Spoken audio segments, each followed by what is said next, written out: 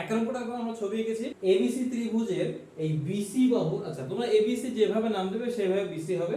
তোমরা বোঝো যে কিভাবে আমরা উপপাদ্যটা প্রমাণ করব সেটা বোঝো।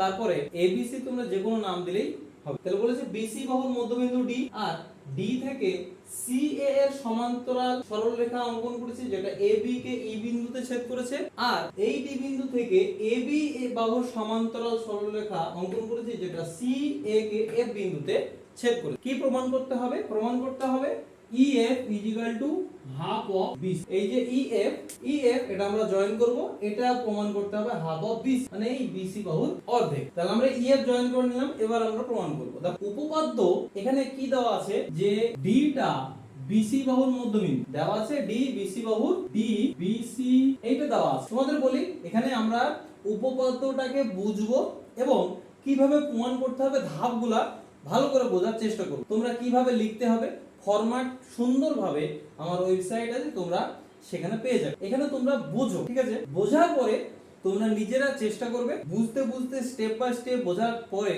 নিজেরা লেখার চেষ্টা করবে উপপাদ্যটা। না হলে কিন্তু উপপাদ্য মুখস্থ করে তোমরা পরীক্ষার খাতায় লেখা খুবই সুবিধা। আর অসুবিধা মানে ধরো এখানে করলে পরীক্ষায় যদি একটু ঘুরিয়েও আসে তোমরা সেটা পরীক্ষার হলেই নামাতে পারো যদি বুঝে করো। আর যদি মুখস্থ করো একটু ঘুরিয়ে আসুক বা অন্যরকম একটা বাক্য যদি চলে আসে তোমরা সেটা পরীক্ষার হলে গিয়েই বাস যে বলবে আনকমন বা কমন আসেনি। কিন্তু বুঝে পড়লে তার গুরুত্ব থাকবে আলাদা। তো আমি সেই জন্য তোমাদের এখানে বুঝবো, আমরা এখানে বুঝবো স্টেপ বাই স্টেপ কিভাবে আসছে সেটাও বোঝার চেষ্টা করব।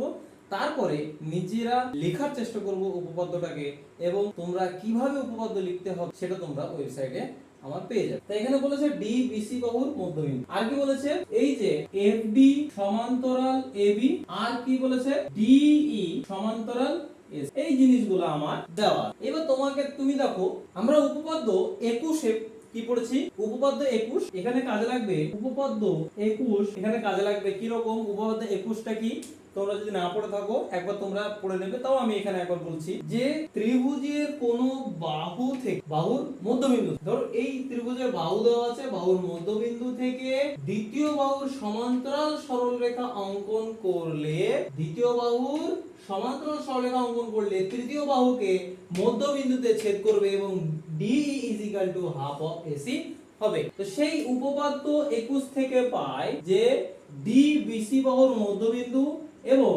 DE সমান্তরাল AC, এই দুটো যে D BC বাহুর মধ্যবিন্দু এবং DE সমান্তরাল AC, এইখান থেকে আমরা বলতে পারবো যে E AB এর মধ্যবিন্দু। এটা কি থেকে পেলাম? উপপাদ্য 21। তাহলে এটা কি পেলাম? E, এই যে E AB বাহুর মধ্যবিন্দু, এটা একটা পেলাম। তারপরে দেখো D আবার একই ফর্ম, এই একই লাইন D BC বাহুর মধ্যবিন্দু এবং কি DF সমান্তরাল AB। তাহলে এখান থেকেও ইমপ্লাই করবে কি যে F AC এর মধ্যবিন্দু। এটা কোথা থেকে পেলাম? উপপাদ্য এই যে দুটো আমরা পেলাম। তাহলে এখানে আমরা কি পেলাম যে E আর F এই দুটো বাহুর মধ্যবিন্দু, এই দুটো বাহুর মধ্যবিন্দু। এইবার এই দুটো থেকে আমরা কি বলতে পারবো? এই যে এই দুটো, কোন দুটো? এই যে 1 নম্বর, এটা যদি আমরা নাম্বার দিই 1 নম্বর, এটা দিলাম 2 নম্বর। তাহলে 1 ও 2 নম্বর থেকে পাই যে E AB এর মধ্যবিন্দু আর F AC এর মধ্যবিন্দু। তাহলে সংযোজক সরল রেখাংশ FE, এটা উপপাদ্য 20 থেকে পাবো যে FE এইটা আর এইটা, এই দুটো। তারপর আমরা কি পাবো যে FE মানে দুই মধ্যবিন্দু, দুটো বাহুর মধ্যবিন্দুর সংযোজক সরল রেখাংশ তৃতীয় বাহুর সমান্তরাল, সমান্তরাল কি BC, FE সমান্তরাল BC এবং FE হাফ অফ BC।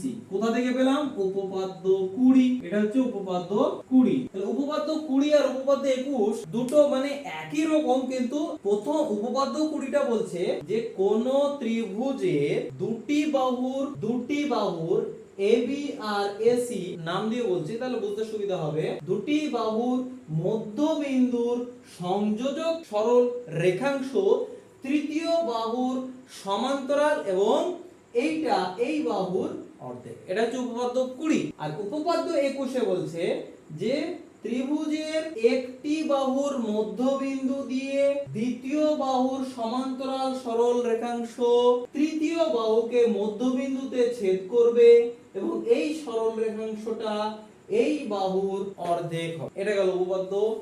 এবার তোমরা একটু ভালোভাবে একবার দুবার রিপিট করে পড়ে ভালোভাবে বুঝতে পারো। এখানে উপপাদ্য 21 আমি ব্র্যাকেটে লিখছি কারণ বুঝতে সুবিধা হবে যে এটা কি জন্য আমরা লিখলাম এই লাইনটা। এই লাইন থেকে এই লাইন কেন লিখলাম? কারণ উপপাদ্য এই লাইন থেকে এই লাইনটা কি করে লিখলাম? উপপাদ্য 20। এইভাবে আমরা বোঝার চেষ্টা করব। দুইটা বলেছে এবিসি ত্রিভুজের এবি বাহুর উপর ডি বিন্দুটা এমন ভাবে অবস্থিত যে AD is equal to 1/4 of AB. তার মানে এটা কি? এটা বোঝো যে এডি বাহুটা এইভাবে, এডি বাহুটা কতটা না এই বাহু 4 ভাগের 1, মানে এটাকে 4 সমান 4 ভাগে ভাগ হবে। এই বাহুটাকে যদি আমি ধরি তাহলে এরকম করে এই বাহুটা সমান 4। সেম একই জিনিস ই বিন্দুটা এসি বাহুর উপর এমন ভাবে অবস্থিত যে AE is equal to 1/4 of AC। এটা আমাদের বলেছে। তাহলে প্রমাণ করতে হবে কি? প্রমাণ করতে হবে DE সমান্তরাল BC আর DE টা কি? DE is equal to 1/4 of BC। এই দুটো আমাদের প্রমাণ করতে হবে। তাহলে চলো লেগে পড়ি প্রমাণ করতে। এবার এখানে আমাদের একটা অঙ্কন করতে হবে কি? আমরা ধরে নেব, মানে ধরে নেব না, AB এর মধ্যবিন্দু যেটা হবে সেটাকে নাম দেব M আর AC এর মধ্যবিন্দু যেটা হবে সেটাকে নাম দেব N। এই দুটো মধ্যবিন্দু এবার আমরা যোগ করব। তাহলে MN যোগ করলাম। এইবার MN যোগ করার পরে দেখো এই যে AD আর DM তাহলে কি হবে? D টা AM এর মধ্যবিন্দু আর E টা AN এর মধ্যবিন্দু, কারণ 1/4 ভাগ হচ্ছে কি AE আর AN হচ্ছে কি হাফ। তাহলে এইটুকু সমান এইটুকু, ভালো করে বোঝো। তাহলে এইটা ইজিক্যাল টু এইটা হবে কেন না? এইটা হচ্ছে 4 ভাগ, 4 ভাগের 1 ভাগ, আর এইটা হচ্ছে এইটুকু হচ্ছে কি 4 ভাগের 2 ভাগ। তাহলে এইটা ইজিক্যাল টু এইটা হবে আর এইটা হবে মধ্যবিন্দু হবে। কি হবে? এটা মধ্যবিন্দু হবে, AM এর মধ্যবিন্দু। কারণ এটা আমরা একটু ক্যালকুলেশনে বুঝি। আমরা কি পেয়েছি যে AD is equal to 1/4 into AB। তাহলে AB is equal to কত? 2 into AM। তাহলে কত হলো? half of AM। তাহলে AD is equal to half of AM। তার মানে D হচ্ছে AM এর মধ্যবিন্দু। তাহলে D AM এর মধ্যবিন্দু। আবার একই রকম ভাবে AE is equal to 1/4 of AC থেকে পাবো E কার মধ্যবিন্দু? AN এর বিন্দু। এই দুটো লাইন ক্লিয়ার হলো কিনা দেখো। ক্লিয়ার না হলে আরেকবার তোমরা ভিডিওটা প্লেব্যাক করবে, দেখবে বুঝতে পারবে। তো এইবার আমরা এই যে ত্রিভুজটা আছে ABC ত্রিভুজের MN হচ্ছে দুটি বাহুর মধ্যবিন্দু, তাহলে মধ্যবিন্দুর সংযোজক সরলরেখাংশ তৃতীয় বাহুর সমান্তরাল এবং অর্ধেক। তাহলে উপপাদ্য AB ত্রিভুজ ABC তে উপপাদ্য কত? 20। উপপাদ্য 20 থেকে কি পাই? উপপাদ্য 20 থেকে পাবো যে MN সমান্তরাল BC এবং MN is equal to half of BC। এটা আমরা পেলাম ত্রিভুজ ABC তে উপপাদ্য 20 অ্যাপ্লাই করে। এরপর ত্রিভুজ AMN এতে উপপাদ্য 20 অ্যাপ্লাই করো। কি রকম? এই যে ত্রিভুজ AM এর মধ্যবিন্দু D, AN এর মধ্যবিন্দু E, তাহলে DE হচ্ছে মধ্যবিন্দু দ্বয়ের সংযোজক সরলরেখাংশ। তাহলে DE সমান্তরাল MM, এই MN এবং DE is equal to half of MN। তাহলে কি পাবো আমরা? DE সমান্তরাল MN এবং DE is equal to half of MN। এটা আমরা পেয়ে গেলাম। এইবার দেখো DE সমান্তরাল BC, আবার এখানে আমরা পাচ্ছি MN সমান্তরাল BC, মানে MN টা সমান্তরাল BC আবার DE টা MN এর সাথে সমান্তরাল, তাহলে DE BC এর সাথে সমান্তরাল। তাহলে DE দেখো এটা এখান থেকে দেখো MN টা BC এর সাথে সমান্তরাল আর DE MN এর সাথে, তাহলে এখান থেকে কি পাবো যে DE সমান্তরাল BC আবার MN সমান হাফ অফ BC। তাহলে DE equal to half of MN, এটা MN সমান কত? Half of BC। তাহলে half of BC equal to 1/4 of BC। তাহলে আমাদের প্রমাণ হয়ে গেল DE সমান্তরাল BC R DE is equal to 1/4 of BC। দেখো PQR ত্রিভুজের PQ বাহুর মধ্যবিন্দু Z আর QR বাহুর মধ্যবিন্দু হচ্ছে X। এইবার বলেছে এই যে PA এই S টা কি না কিউপি বাহুকে বর্ধিত করা হয়েছে এমন ভাবে যাতে পিএস পিজেড এরকম ভাবে বর্ধিত করা হচ্ছে, মানে পিএস টা এই পিজেড এর সাথে সমান, তার মানে পিটা হচ্ছে এসজেড এর মধ্যবিন্দু। এরপরে এই যে এসএক্স যুক্ত করার পরে পি আর কে এসএক্স ওয়াই বিন্দুতে ছেদ করেছে। আমাকে প্রমাণ করতে হবে যে পি ওয়াইটা এটা হচ্ছে 1/4 অফ পি আর, একের 4 ভাগ, মানে 4 ভাগের 1 ভাগ পি ওয়াইটা। এবার প্রমাণ করে দেখো, আমরা জেড টাকে জয়েন করে নিয়েছি, যুক্ত করে নিয়েছি। তাহলে এবার কি পাবো আমরা, যে এই যে এইটা আর এইটা মধ্যবিন্দু, কিউ আর বাহুর মধ্যবিন্দু এইটা, পি কিউ আর মধ্যবিন্দু জেড। তাহলে ত্রিভুজ PQR এর এক উপপাদ্য কত? উপপাদ্য 20। উপপাদ্য কত? উপপাদ্য 20 থেকে কি পাবো, যে ZX half of কত PR, half of PR। দেখো এই যে ZX half of PR, এই দুটো বাহুর মধ্যবিন্দু Z আর X, মধ্যবিন্দু দ্বয় সংযোজিত সরল রেখাংশ। তাহলে PQR ত্রিভুজের তৃতীয় বাহুর অর্ধেক হলো। এইবার তুমি SZX ত্রিভুজ SZX আর উপপাদ্য 20 একই রকম ভাবে PY half of ZX। তাহলে half of ZX মানে কত? half of ZX মানে half of PR। এখান থেকে আমরা পেয়ে গেলাম 1/4। এইভাবে আমরা এটা প্রমাণ করব। ABCD একটা সামান্তরিক, সামান্তরিকের প্রতিটা বাহুর মধ্যবিন্দু FGH EFGH এগুলো পরপর যুক্ত করলে বলেছে এটাও একটা সামান্তরিক হবে, সেটা আমরা ছবি এঁকে নিয়েছি। এবার কিভাবে প্রমাণ করব? আমরা যে কোনো একটা কর্ণ যুক্ত করেছি, AC যুক্ত করে নিলাম। এরপরে দেখো আমরা এক এক করে ত্রিভুজ, একটা করে ত্রিভুজ ধরবো, যে ACD ত্রিভুজ ACD তে দেখো উপপাদ্য 20 মানে কি AD বাহুর মধ্যবিন্দু E আর DC বাহুর মধ্যবিন্দু H। তাহলে মধ্যবিন্দু দ্বয় সংযোজক সরল রেখাংশ তৃতীয় বাহু AC এর অর্ধেক এবং সমান্তরাল। তাহলে EH সমান্তরাল AC, বোঝা গেল? এবং কি EH half of AC, এটা আমরা পেলাম। একই রকম ভাবে ত্রিভুজ ABC এবং উপপাদ্য 20 থেকে কি পাবো?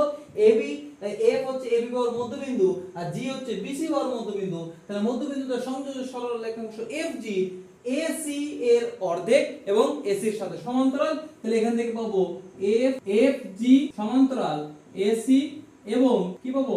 FG half of AC। তাহলে এইবার তুমি দেখো সামান্তরিক আমরা কি জানি, সামান্তরিকের অনেকগুলো সংখ্যা আছে, তার ভিতরে একটা আছে যে এক জোড়া বিপরীত বাহু সমান এবং সমান্তরাল হলে তো সেই চতুর্ভুজটাকে আমরা সামান্তরিক বলবো। এখানে আমরা পেয়ে গেলাম দেখো EH half of AC, FG half of AC। তাহলে EH FG, আবার কি EH সমান্তরাল AC সমান্তরাল F, তার মানে এক জোড়া বিপরীত বাহু সমান এবং সমান্তরাল।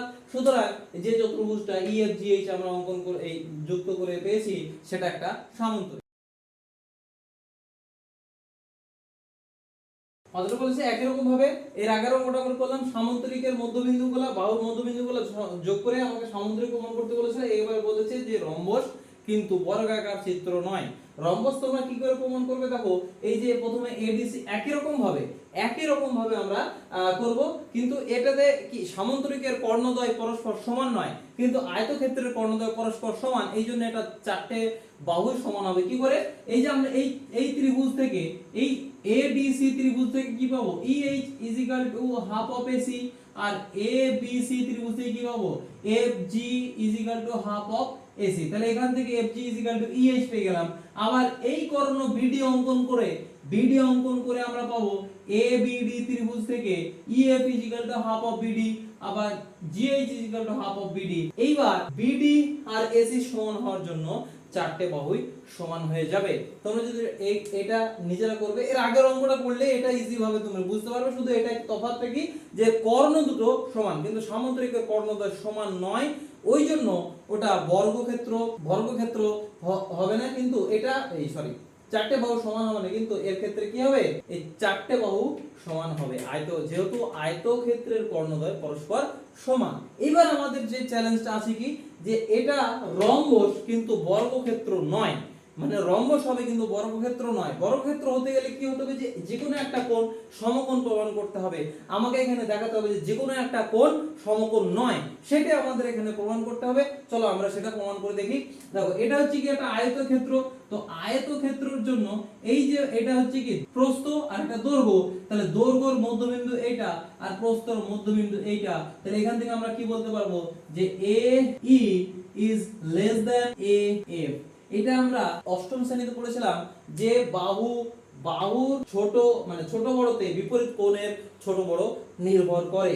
তো সেখান থেকে আমরা কি পাবো, AB বাহুর মানে ত্রিভুজ AEF, ত্রিভুজ AEF, ত্রিভুজ AEF, এটাতে আমরা কি পাবো, আচ্ছা এটা তো যেহেতু আয়তক্ষেত্র, তো EAF এই কোণটা হচ্ছে 90 ডিগ্রি, যেহেতু আয়তক্ষেত্র, তো AE less than AF, AE less than AF, এটা থেকে আমরা কি পাবো, এই বাহুর বিপরীত কোণ হচ্ছে কোণ AFE is less than কোণ, দেখো কোণ এইটা লেস দ্যান AF, বাহুর বিপরীত কোণ AEF, এইটা AEF এইটা।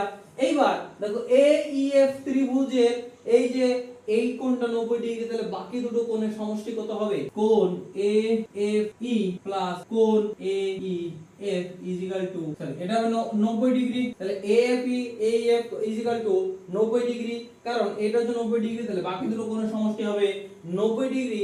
আবার কোণ AEF এই কোণটা এই কোণের থেকে বড়, সুতরাং দুটো যদি সমান হয় তাহলে এটা 45 হবে, কিন্তু এই কোণটা এই কোণের থেকে বড়, সুতরাং এই কোণটা 45 ডিগ্রি থেকে বড়, সুতরাং কোণ এখান থেকে ইমপ্লাই করবে কোণ AEF is greater than 45 degree. কি করে হলো, আমরা জানি দুটি কোণের সমষ্টি 90 ডিগ্রি হলে যদি দুটো সমান কোণ হয় তাহলে 45 45 করে হবে, কিন্তু আমরা দেখছি এই কোণটা বড়, একটা কোণ বড়, যদি দুটো সংখ্যার সমষ্টি 8 হয়, তা আবার যদি আমি বলি x greater than y, তাহলে কি হবে, বল কি হবে, তাহলে যে কোনো একটা সংখ্যা x greater than এর অর্ধেক 4 থেকে বড়, মানে ছোট বড় সংখ্যা থাকলে এর অর্ধেকের বড় হতে হবে। যেমন ধরো 6 যুক্ত 2 3 যুক্ত 5, তাহলে কি যে কোনো একটা সংখ্যা দেখো 4 এর থেকে অর্ধেকের বড় হবে,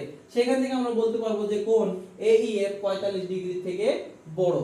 একই রকম ভাবে ত্রিভুজ DEH থেকে কি পাবো, যে DE is less than DH, এখান থেকে কোণ একই রকম ভাবে দেখো বিপরীত কোণ DE এর বিপরীত কোণ DH is less than কোণ DH এর বিপরীত কোণ DEH, তার মানে এই কোণটা হচ্ছে বড়, সুতরাং একই রকম ভাবে আমরা পাবো DEH is greater than 45 degree. তাহলে এটা গেল 2, এটা হচ্ছে 1, তাহলে 1 আর 2 যোগ করলে আমরা পাবো কোণ AEF প্লাস কোণ DEH is greater than 45, দুটো যোগ করে দিলাম আমরা, তাহলে কত হবে, এটা ইকুয়াল টু 90 ডিগ্রি। তাহলে এই দুটো কোণের সমষ্টি হয়ে যাবে 90 ডিগ্রি।